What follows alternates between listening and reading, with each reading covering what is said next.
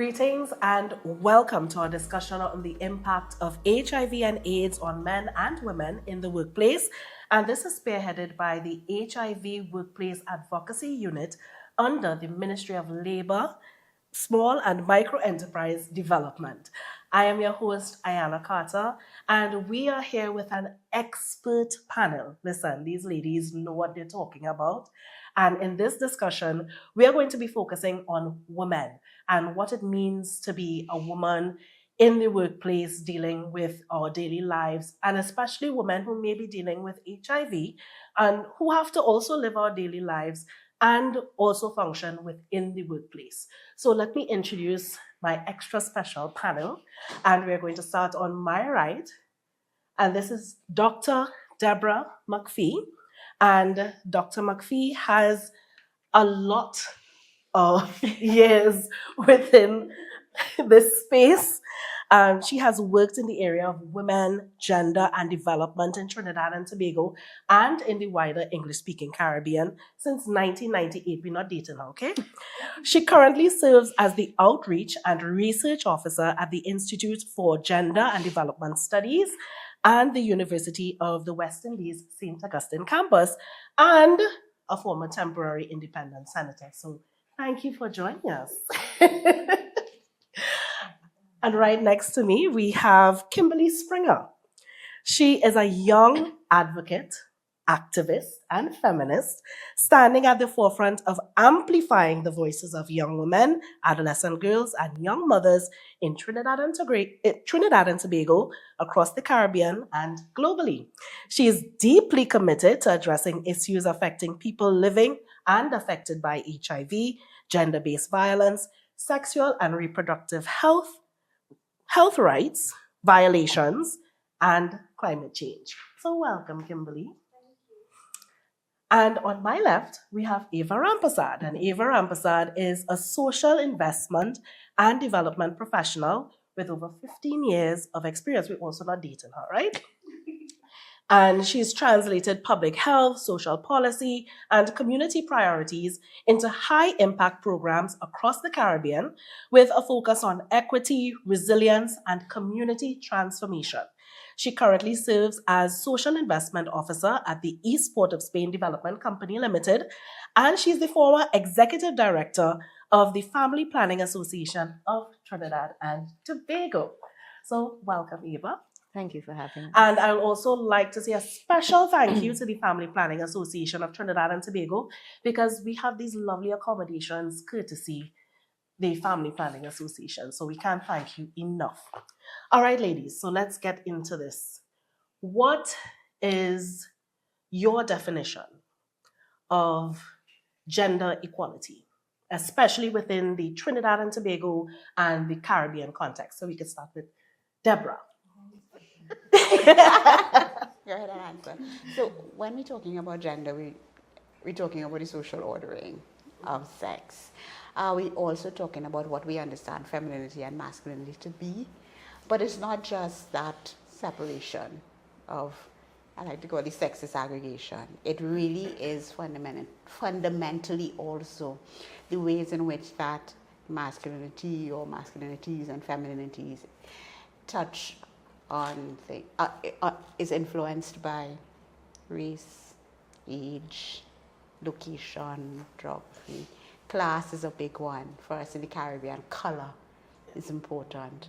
So it is not simply about our sex, but it is a more nuanced, more complex interface, and it really determines a big part about gender. It determines issues of access. And then that's where the equality conversation comes in. So because there are plenty of us here for the equality conversations. But we're going to touch on everything. Kimberly.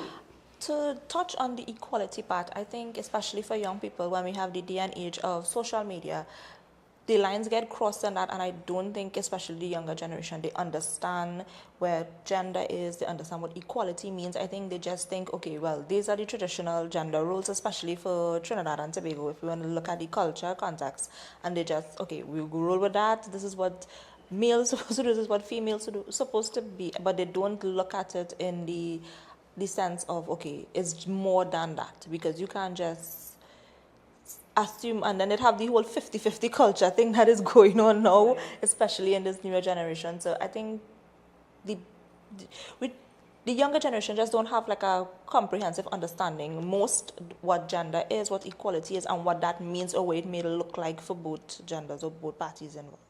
Yeah, that is an interesting point, especially with that the 50-50. We do this, you do but we'll dive into this. And Ava. I love the way that Deborah started off the conversation of how we define gender. Because oftentimes when we think about gender, the first thing that comes to mind is sex, right? Whether it's male or female. And that has a bearing in the conversation, but it's really around the social constructs. And I think that that's so important in the conversation. And we also have to bear in mind the multidimensional context of this conversation. Because you said equality, and immediately my mind goes to equity. Because oftentimes when we think about equality, springboarding from Kimberly's point, we think about 50-50, right? And I distinctly recall this production long ago. Equal is for you and them, not for me and ice cream. But I'm bringing that back to the concept in and around. There's this lens that when we talk about gender equality, we're thinking about if it's good for a masculine perspective, it's good for a feminine perspective. However, the conversation actually goes deeper than that. And I think that's where we have to introduce the concepts in and around equity. And so how does feminine constructs intersect, as Deborah mentioned, intersect with masculinity and vice versa? And the recognition that one isn't better than the other. That's not the conversation. It's how do we coexist? How do we introduce that concept of respect? How do we ensure that we are empowering the power of both? And we're also talking about both in the context of males and females, but there's also a spectrum of gender that isn't just male or female or masculine or feminine. There is a very diverse conversation in and around the fluidity of gender. And so it isn't dichotomous either. And so when we think about gender equality, I actually challenge you and look at perhaps we need to expand the question from a dichotomous one to one that's actually much more inclusive and one that looks at equity. So I hope I didn't confuse it. Oh, no, absolutely. And you're quite right, because especially now, persons are a little bit more aware of the spectrum in which we can all exist. And it doesn't necessarily has to be traditional male roles and female roles. We operate within the spectrum. So that brings me to this question. How do traditional expectations of women, especially women in Trinidad and Tobago, how does that affect their vulnerability, especially to the question of HIV? Yeah? So we going with Dr. McPhee now? Yes. Let's go with that. Because it's the traditional. So, honestly, for us in Trinidad, I go to say for us in the Caribbean, but for us in Trinidad, we have to be very mindful around HIV that traditionally we do not think about sexual health as distinct from reproductive health. Yeah. And so a big challenge for us in terms of our ideas around who women should be. And I'm saying women, being very mindful of, is not one woman. We are all existing, all these completely different expressions around femininities and masculinities. So we are not, there's no one woman, but we have these traditional expectations around care, around sex and sexuality that don't allow us. We talk about sexual reproductive health. Yeah. So if I understand that my sexual health has nothing to do with my reproductive health, then I am in a conversation that says it's important for me to understand, one, what's going on with my body sexually. How do I understand that? Has a lot to do with how I interface with testing and how I require those persons that are forming relationships with me to be tested. So our idea, whether it's the chaste, whether it is those traditional notions of the carer, and how you're negotiating, how you're negotiating testing with those notions, because those notions go with a single partner Yeah. in a trusting, quote unquote, trusting relationship, demanding what? But if I understood my sexual health, if I understood that, then things like testing will be a constant for me. And I would not only be tested in as much as I am pregnant. Yeah? Because my sexual health and my reproductive health are two distinct things. Yeah. So for me, that is huge in terms of traditional notions around women's expressions of themselves. Yeah.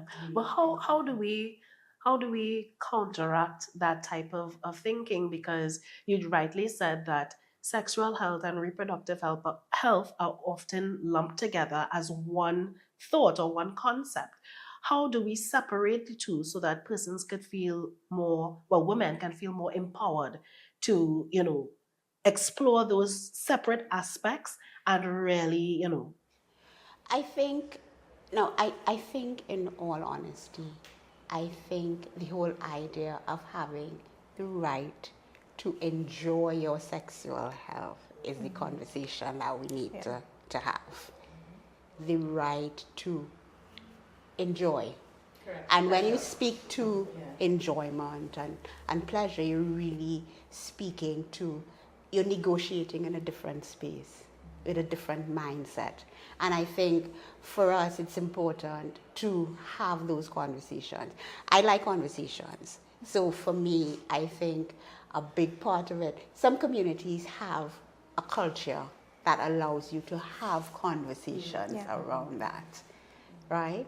Depending on where you sit. Yeah. And I think it's very important for us to understand those conversations that go on in communities around women's sexual health and their rights to that. And I think it's something that I like the idea of conversations. I like the idea of older women teaching younger women about their bodies, because that's a big part of it. We have young women negotiating sex, and they do not have a clue as to how their body works. Yeah. So a big part of what we do around sex and sexuality has to do with the conversations that we refuse to have. Mm-hmm. And I think that is that's my starting point.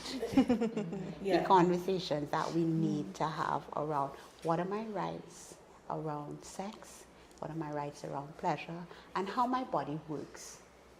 What is going to happen to me? Yeah. And sometimes mothers, I always say sometimes mothers don't want to have it, but your auntie could have it with you. And you have assigned aunties. I have an assigned auntie to have these conversations with me. My mommy not having it with me. And that is okay, because we also need to understand what are our limitations. If you can't have it, have an assigned auntie. Yeah. I mean, and when I was growing up as a young woman, my first introduction to any kind of sexual health or reproductive health was in a book. My mother did not have that conversation with me, and I guess because of the time of that generation, But now we see where persons are more empowered to find that information on their own, but that's also very dangerous. Yeah. So if I wanted to come to you, in your experience within the Family Planning Association, especially, how have you seen that in terms of the segregation of sexual and reproductive health what are persons coming in with? What are they telling you? And how has the organization been able to address that and really empower women in the right way? Okay, so let me just say I'm no longer. Yes, we know, So but it's yes, in your yes, experience. yes, in my Yes. experience. So I would actually say that this is such an important question as we speak to vulnerability. And I think in addition to starting with pleasure and separating sexual health from reproductive health, which is so key because even experts don't know the difference or don't recognize the difference. And I would say that for me, across my career, across my experience in working in sexual and reproductive health, I've had the opportunity to work with people at a community level. And unfortunately, I've had too many instances where you interact with both males and females who've had multiple partners and don't know what their vagina or their penis looks like. Right? They don't. There are people who will have sex with the lights off or look forward to a blackout curtain sale because that's the kind of curtains that you put in your bedroom. And it sounds funny and it sounds, you serious? And it's a very, very, very real thing. And we also talk about pleasure in the context of females. And notice I'm saying females are not women. Yeah. Because unfortunately, the age of sexual debut in our country is the age of 9. Okay, so that's another component and vulnerability, right? And so you also have this idea that sex has to be violent or sex has this element of domination. And oftentimes when you have intimate conversations, what's pleasurable to you or for you, they'll ask, well, what do you mean? And so oftentimes you realize, to very much emphasize what Deborah is saying, there's a lack of conversation. What does sexual pleasure mean to you and for you? And sometimes when we think about that ode to violence or domination in sex, which oftentimes, to go back into what Kimberly was sharing, it's purported on social media, it's the thing. And not just young people, but people. You realize that there is an intersectionality between what is perceived to be pleasurable and the creation of a vulnerability. And then that intersects into reproductive health, because we also have a culture where we have multiple partnering. And so you might have one partner one night and you may experience bruising, which creates that physical access and increases your vulnerability for HIV. And you have unprotected sex with another partner, probably the following evening, next night, or as the case may be, and then your risk escalates. And so there's a whole other conversation in and around reproduction. So when we talk about reproductive health, for example, when we talk about things in and around menstruation, and we talk about having sex during your menstruation, that in and of itself is another vulnerability. We also have to recognize that why the conversation rests around HIV and HIV vulnerability, HIV does not exist in a vacuum. There are other sexually transmitted infections that come into play. It's also not just sexual and reproductive health at play, it's health in general. We live in a society where non-communicable diseases are at an all-time high. And so those health challenges impact your vulnerability as well. And it impacts not just on the physical, but it impacts on the emotional and mental state as well, which affects vulnerability. So when you think about vulnerability and HIV and gender, it's a woven tapestry of chaos that extends beyond sexual and reproductive health. It's a way of life. Very much ingrained within our culture and the way that we think. But we are going to take a pause right now. We are going to take a break, and we will be back with this very interesting conversation. Stay with us.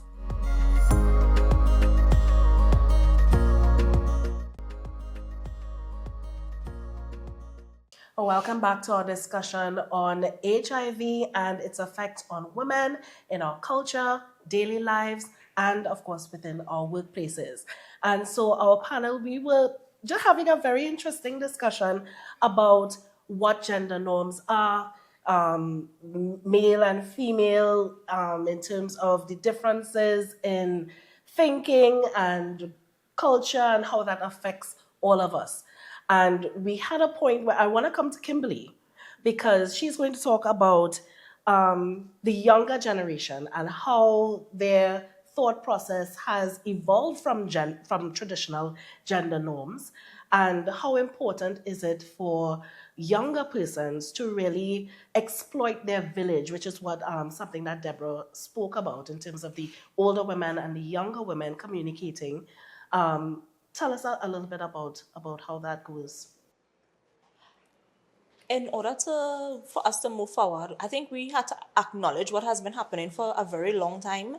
And I remember my first introduction or conversation about reproductive health or sex or anything like that would have started in school, where all the girls were put into a classroom. I believe we were in like standard 3, standard 4, somewhere like that. And we had the conversation about periods and boys and why we should not participate. And that was just like it. That was just like the only conversation. But the thing that bothered me back then and still bothered me till this day is the fact that only the girls were put into the classroom to have this conversation, when I think it's a conversation that both genders should participate in. And this goes back to the need of why we need to rethink and relook at the HFLE curriculum that is being taught in school. Because just like Deborah and Eva would have said, especially young people, as much as the older generation, young people to themselves, a lot of them do not know the difference between sexual health and reproductive health. And I think that is important, and that's where we need to start.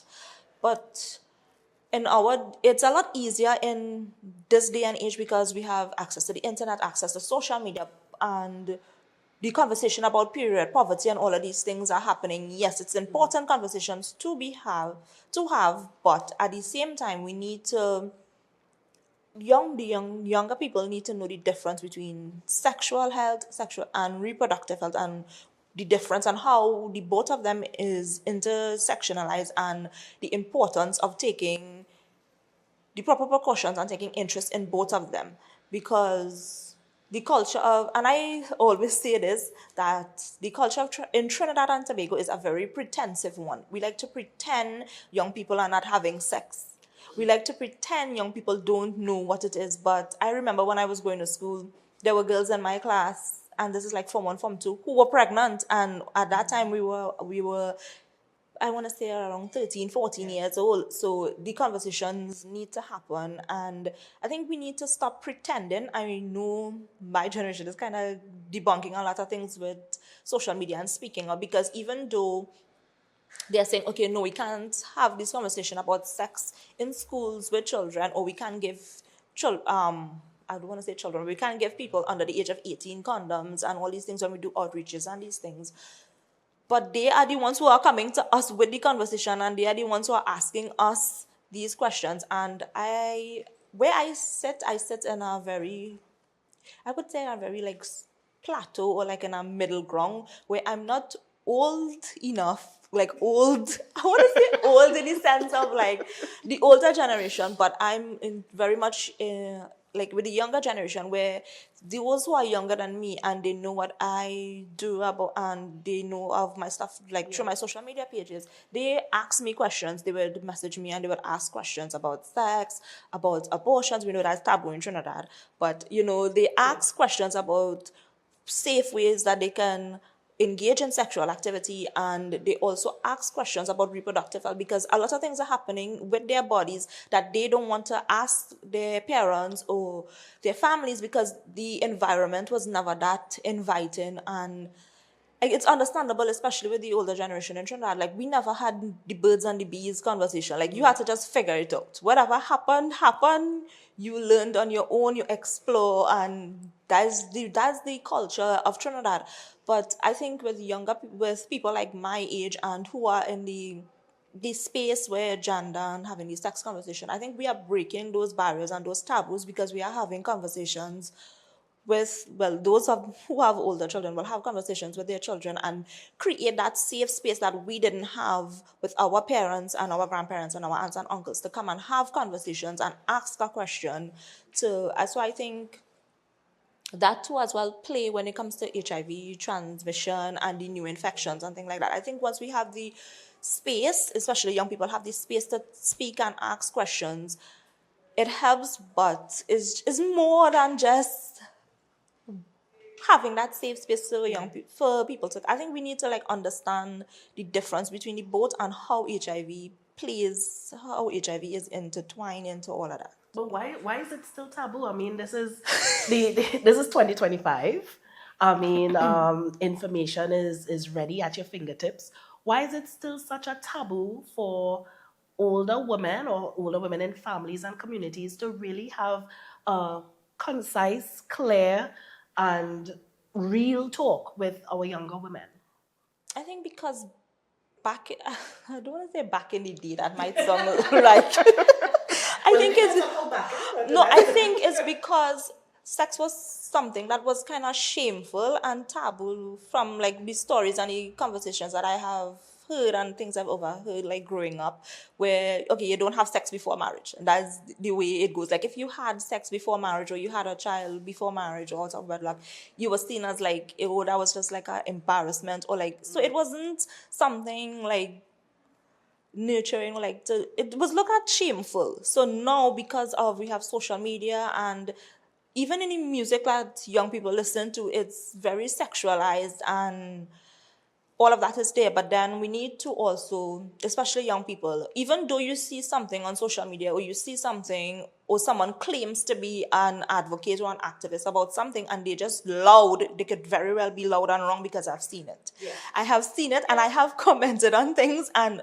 I usually get blocked or deleted. I really don't care, because it just shows, and I report I report those videos. From the time I know a creator is doing something like that, I just tell people like, just report it or block it, because there's misinformation along with the correct information. That is just to look for the information, ask a question.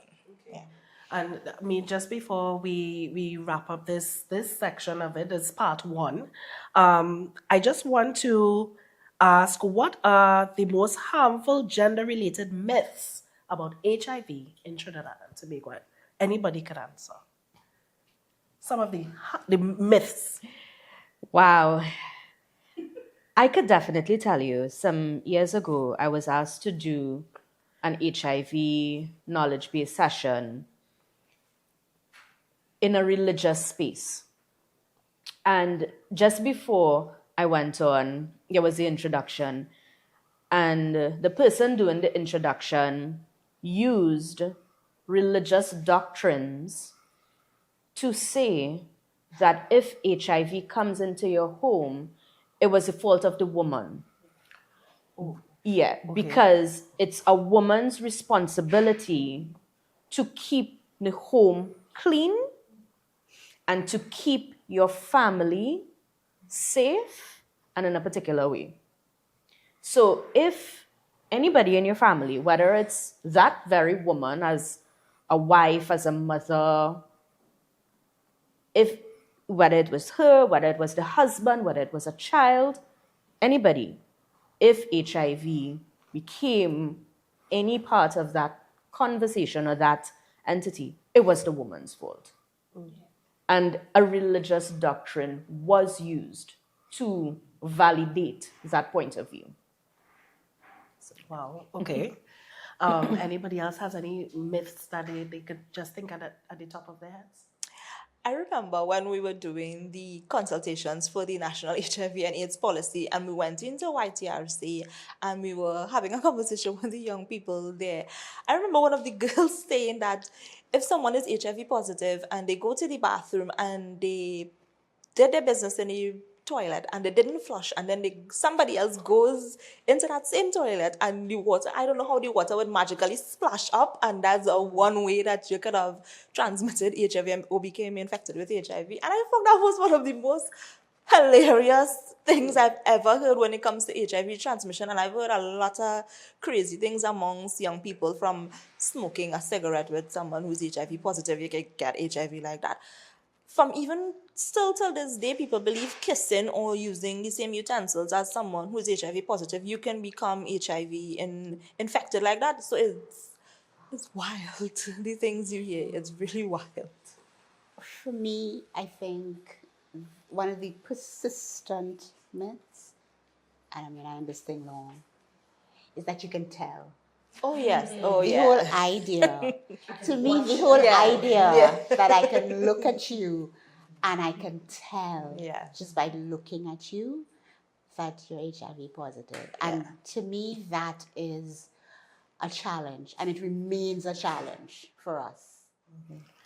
All right, so ladies, like I said, this is part one. In part two, we are going to delve a little deeper into these myths and how we can combat these myths with truth.